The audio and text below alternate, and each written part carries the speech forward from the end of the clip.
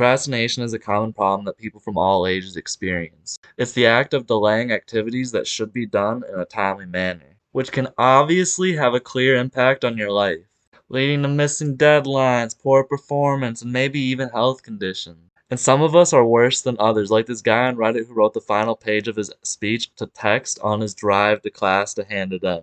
And if you asked him his response, it would probably go like, I'm lazy, unmotivated, I have poor time management, or I'm a perfectionist. But what if I told you that none of these were the real reason? The real reason you procrastinate is because it's a defense mechanism that protects you. Say, what you talking about, Willis? You see, there's this part of your brain called the amygdala. It's the region of the brain primarily associated with emotional processes and is responsible for your fight or flight freeze response. So if procrastination isn't the real problem, then what is? One word only: anxiety.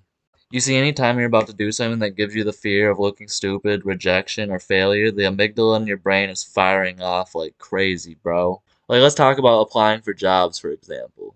I'm down bad, I need to make some more money, but if I apply and do an interview, I could get turned down, or I might look dumb. Or shucks, I might even get the job, but I'm not qualified for it, and they find out and fire me on the spot, and I'll be back to square one. You know that feeling. It's all a waste, so why even try?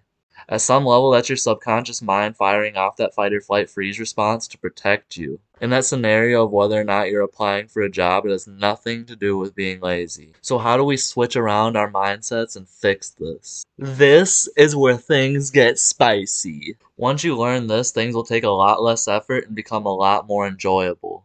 Here's a rhetorical question. What's the opposite of hot? You'd obviously say cold, right? And here's the thing, when does hot start becoming cold? 50 degrees, 40 degrees, 35 degrees? You can't put a definite answer on that because it's a sliding scale. That's because hot and cold in this example are the same thing on a spectrum. Temperature. Now think about anxiety the way you think about hot and cold. It's on a spectrum. Like you feel the procrastination, your amygdala is firing out that fight or flight freeze response, and that's an emotion you're experiencing. So what's the opposite of that?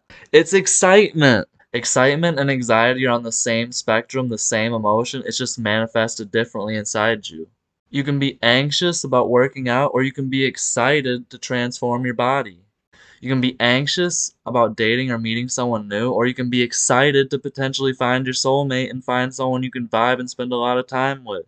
You can be anxious about work and procrastinate, or you can be excited to finish a job well done. You see, anxiety is all about looking towards the future in a negative light, so of course you're going to want to procrastinate. Being excited is looking towards the future and seeing its limitless potential, and once you tap into that, it's going to be a lot harder to want to procrastinate. You're finally motivated. For example, I've been wanting to make YouTube videos and music for about 10 years now, but I was so frozen with fear that nobody would like me or that my art wouldn't be good enough that I never even tried until a few weeks ago. Because of that energy, I was only holding myself back from what I felt I wanted to do all along, because fundamentally, my brain was lying to me. But I finally said, what if I just do it regardless of that anxiety and just see what happens? Besides, nobody gets good at doing anything by not doing it.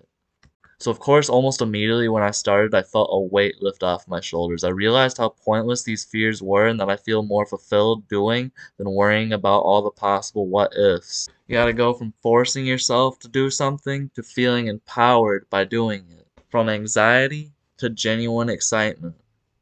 Because remember, procrastination is a symptom of anxiety. Instead of looking towards the future and thinking what could go wrong, you think what could go right. Next time, catch yourself doing it and flip it. Be excited and think about how it could potentially benefit you and others. It's a myth that procrastination is solely exclusive to lazy people. Like I'm just a lazy sack of potatoes with no willpower. Because the people who actually struggle the most are PhD students, engineers, entrepreneurs, people who have high stakes responsibilities and pressure. Being lazy is when you don't care, but procrastination is the total opposite. You care too much. Perfectionist is just a pretty word for a procrastinator. And some people wear it like a badge of honor, like, oh, I'm just a perfectionist. But it's the same thing as being lazy, and once you realize this, it'll set you free. Being a perfectionist gives you an easy out for not trying or finishing a project so you're not judged.